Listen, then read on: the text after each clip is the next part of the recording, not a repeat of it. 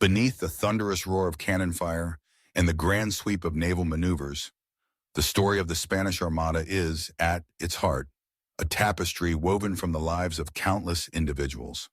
While history often speaks in broad strokes of kings and admirals, of fleets assembled and empires at stake, the untold stories belong to the men whose hands pulled the oars, whose eyes scanned the horizon for enemy sails, and whose hearts beat with hope, fear, and resolve as Europe teetered on the edge of transformation.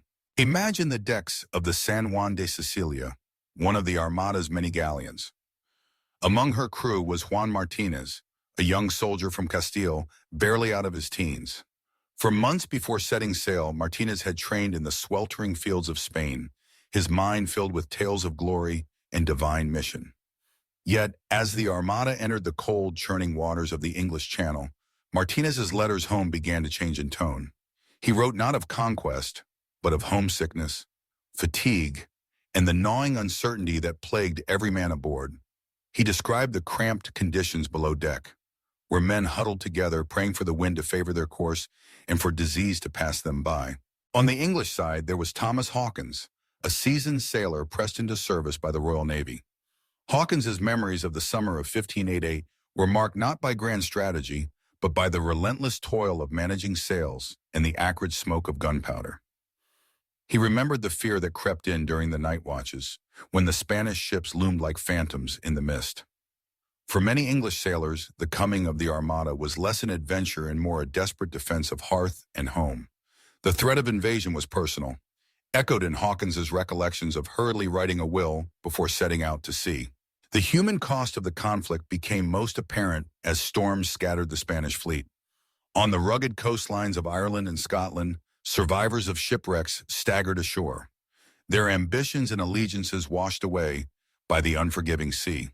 There, local villagers encountered men like Diego de Paredes, a Spanish officer who found himself clinging to life far from the familiar warmth of his homeland. In a letter preserved in Spanish archives, Paredes wrote of the kindness and suspicion he met in equal measure from the Irish, who risked much by helping these foreign soldiers. For many Spaniards, the journey home would never be completed, their stories ending on windswept shores far from the battle's glory. Yet, not all the stories were of loss. There were moments of unexpected camaraderie and survival. English sailor John Ward recounted finding a shipwrecked Spanish boy no older than 15, shivering in the dunes of Norfolk. Unable to turn him away, Ward smuggled the boy to safety, defying orders and the bitterness of war. These fleeting acts of mercy, overshadowed by conflict, spoke to a shared humanity that endured even in the darkest times. Behind the scenes, the women left behind played their own indispensable roles. Letters from English wives and mothers reveal the anxiety that gripped the nation, as families awaited news of loved ones and braced for the possibility of invasion.